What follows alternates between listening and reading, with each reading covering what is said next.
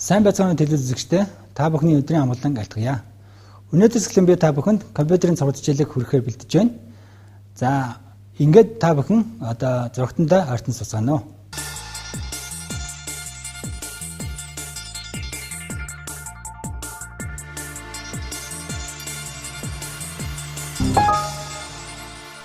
За Windows маань өөрөө бол олон цанхтай ажилладаг юм систем байгаа даа. Тэгэхээр олон цанх буюу олон програмтай зэрэг ажиллаж болдог. Тийм учраас Windows буюу цонхны систем нэртэй байдаг шүү дээ.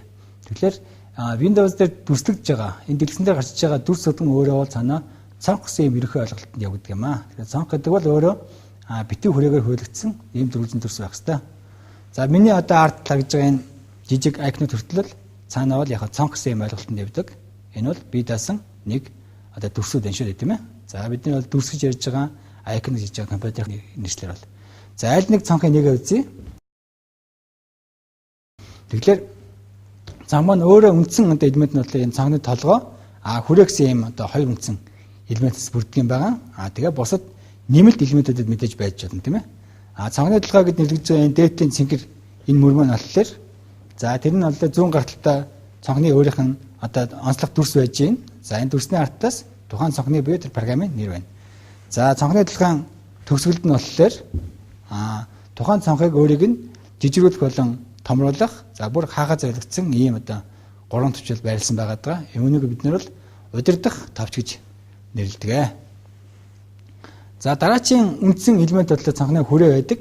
Цонх болон өөр гэсэн хүрээтэй байх ёстой. За гэтэл зарим цонх бол яг өөрөө хүрээн дээр ночигод хулгайны заагч мэн ингэж өөрөө хуурайд байгаа. За доотлол нь очил хүртэл хулгайны заагчлаа хуурж байна тийм ээ. Хуурж байна. Тэгэхээр энэ хулгайны заагчид хуурдаг энэ цонх бол хэмжээнд өөрчлөгдөж болдог цонх гэсэн.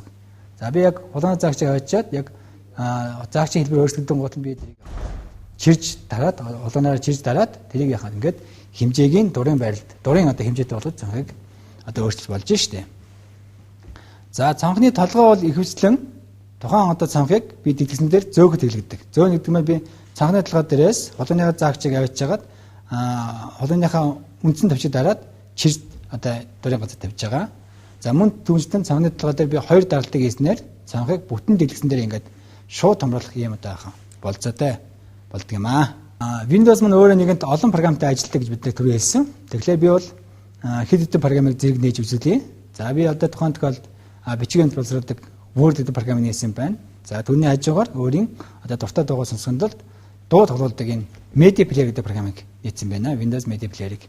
За ингээд нэг дуу сонгож аваад би цаана тоглуулж тавьчаад за тэр үедээ би бол бичиг баримттай ажиллаа явж байна тийм ээ. Тэгэхээр би бол нэгэн зэрэг 3 програмтай би ажиллаж байна шүү дээ. Яг одоо л дээ. Бичиг баримттай боловсруулах үедээ дуу цанаа би тоглолцсон дуугаа бариа сонсож байгаа. Цаана би файлуудтай ажиллах бас нэг одоо Mac компьютерийн төрсийг нээсэн байгаа. Тэгэхээр дэлгэцэндээ нэгдсэн байгаа энэ олон програмууд бүгд доотлолтой энэ Start-ны taskbar гэдэг энэ хэсэгт орж харагддаг. За энд бол яг taskbar-ын дээр 3 одоо програм ажиллаж байгааг харуулж байна. Тэдгээс нэг нь буюу Word-ийн цанхууд өөрөө бол тод одоо өнгөтэй ялгарч байгаа гэж байна. Цаашаа жигдсэн байдалтай. Энэ бол аль цанх идэвхтэй байгааг харуулж байгаа гэсэн. За ер нь тухайн үед бид нар нэг л цанхыг идэвхжүүлж болдог. Тэгэхээр идэвхтэй цанх бол өөрөө ийм тод цэнхэрэнгийн хүрээтэй толгойтой бусад бүх идэвхтэй цанхууд нь ийм саарл өнгийн хүрээтэй болж харагддаг. Саарл өнгийн хүрээтэй болж харагдаж байгаа.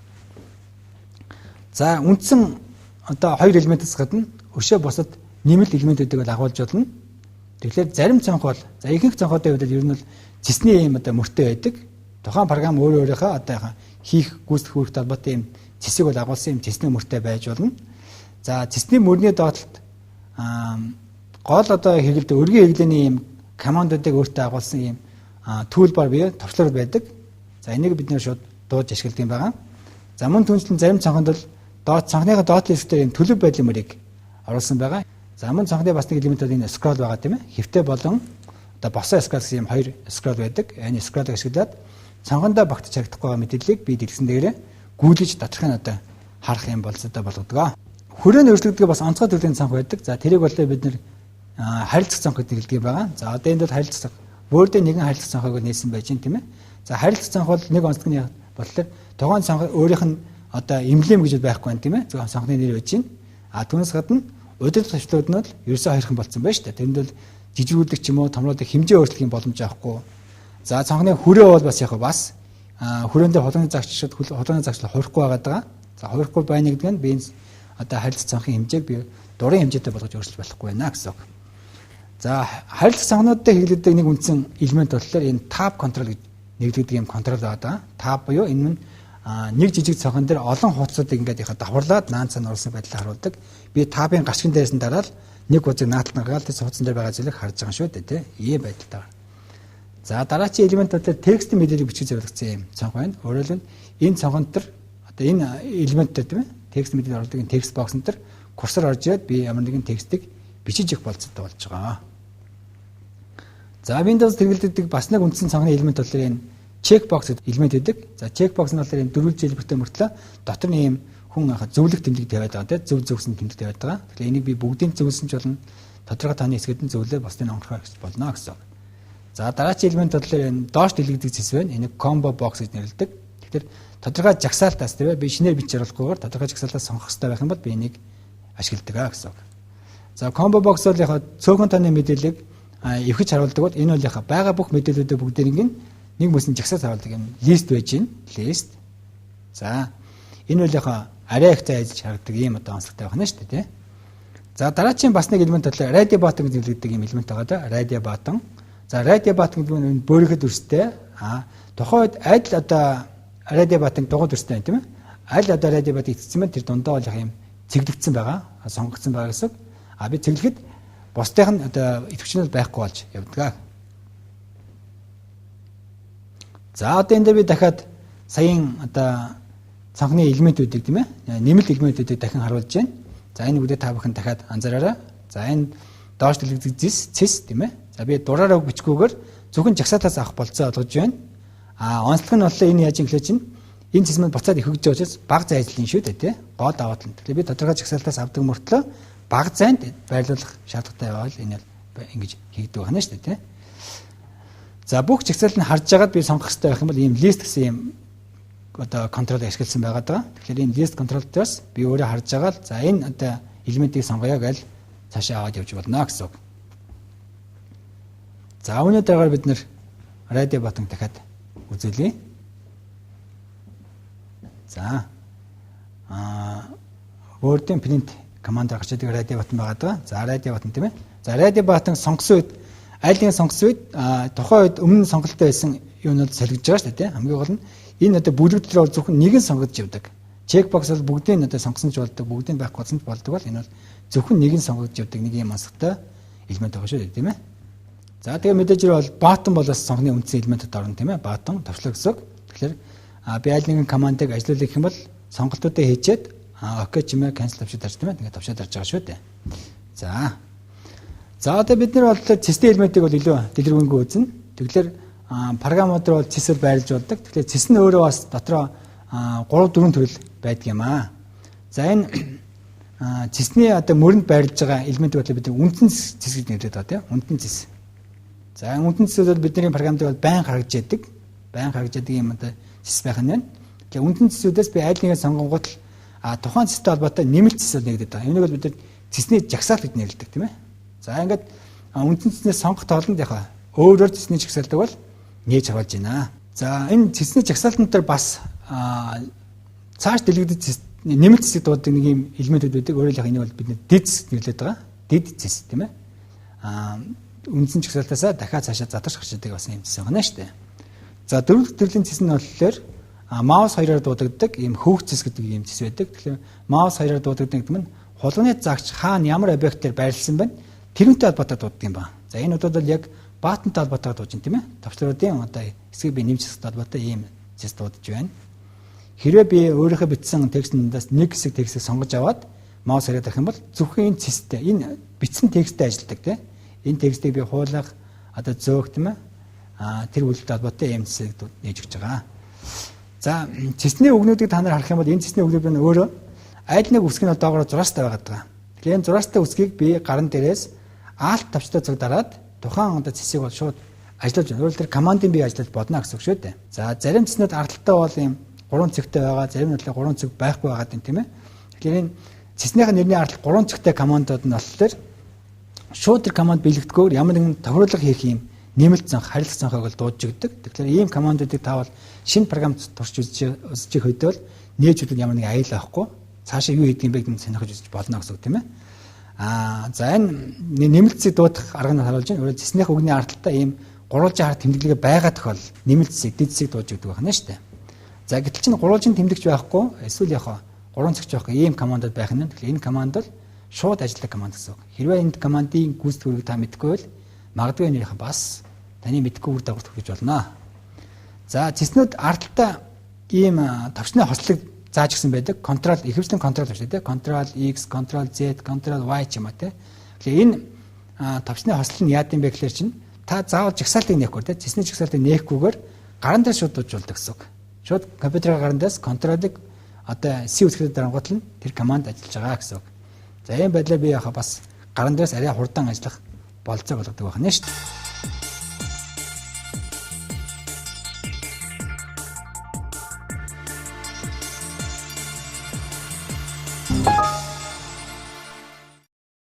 Windows гэдэг үйлдвэрлэлийн систем дээр бол ихэнх үйлдэл бид нэр хулгайнаар хийдэг юм аа. Хулгай бол хэрэглэхэд хамгийн хэлбэр одоо ийм багаж хэрэгсэл байгаа маа. Тэгэхээр бид нэр хулгайныхаа тухай маш сайн одоо мэддэг, хулгайнаа хэрхэн ашиглах тухай сайн мэддэг байх хэрэгтэй.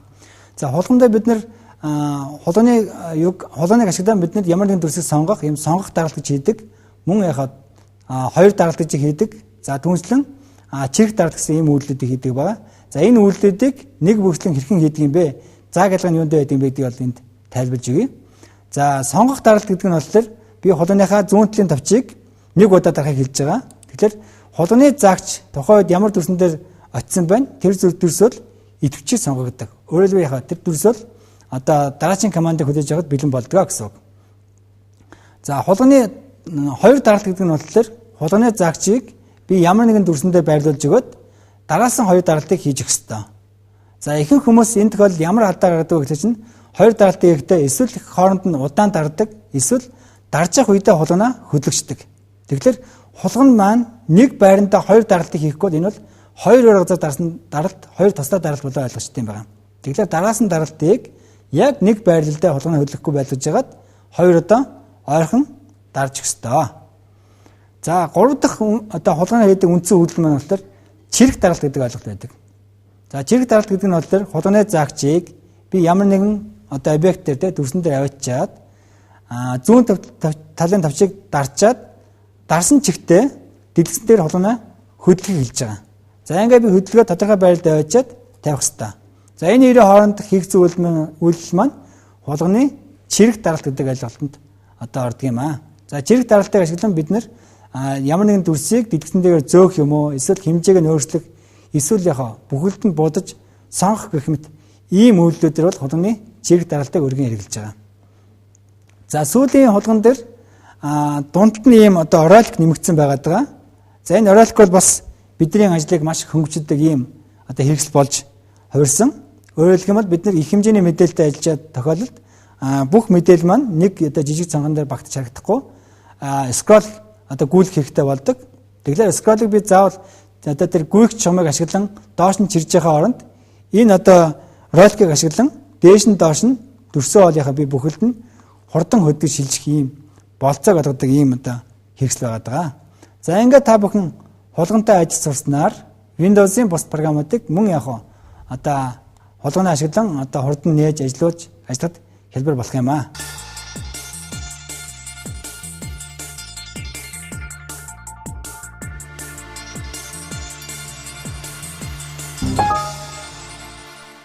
За үүгээр манай өнөөдрийн хичээл өндөрлөж байна.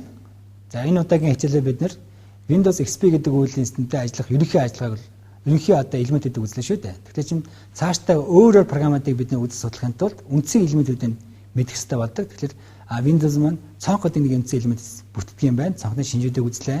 Дараад нь болохоор бид нэр цэсний тухай үзлээ тийм ээ. Цэцийг ер нь хэрхэн ажиллах юм бэ? Энэ бол бүх л програм дээр хэрэгжиж болдог юм ерөнхий аргуудыг үзсэн байгаа даа. За хамгийн сүүлд нь бид нэр хулгайнтай хэрхэн ажиллах вэ? Хулгайны одоо яхаа тэр нэг даргалт, хоёр даргалт, чирэг даргалт гэж юу байдаг юм бэ гэдгийг нэг хүртэл үзсэн. За энэ үдэн зүйлүүдэд та бүхэн одоо маш сайн давтаж хийж яваарай. За ингээд энэ хичээлийн өндөрлөе. Баяртай.